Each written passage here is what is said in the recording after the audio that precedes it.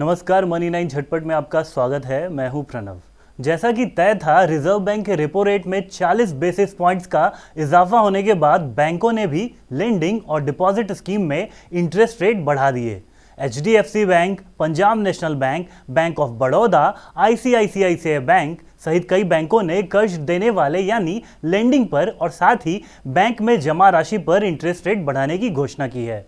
उदाहरण के लिए पंजाब नेशनल बैंक ने अपना रेपो लिंक्ड लेंडिंग रेट यानी RLLR 6.5% से बढ़ाकर 6.9% कर दिया है। इसी तरह निजी बैंक बंधन बैंक ने FD यानी फिक्स डिपॉजिट पर मिलने वाला इंटरेस्ट रेट 5.25% से बढ़ाकर 5.75% कर दिया है। आम शब्दों में बताएं तो रेपो रेट के बढ़ने से कर्ज लेना महंगा हो जाता है, जबकि बचत ज्यादा आकर्षक हो जाता है।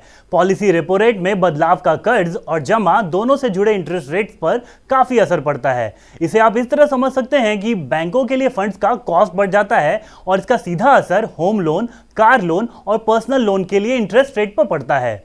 लोन पर इंटरेस्ट रेट बढ़ना यानी आपकी जेब में और सेंध लगना है। जेब को झटका तब लगता है जब आप बैंकों को लोन की मंथली इंस्टॉलमेंट्स भरेंगे। रिजर्व बैंक ने 3.5 साल के बाद रेपो रेट बढ़ाए हैं। रिजर्व बैंक ने पिछले हफ्ते एक आपात बैठक में पॉलिसी रेपो रेट में 40 बेसिस पॉइंट्स का इजाफा करने की घोषणा की थी। यह इजाफा तत्काल प्रभाव से लागू होगा।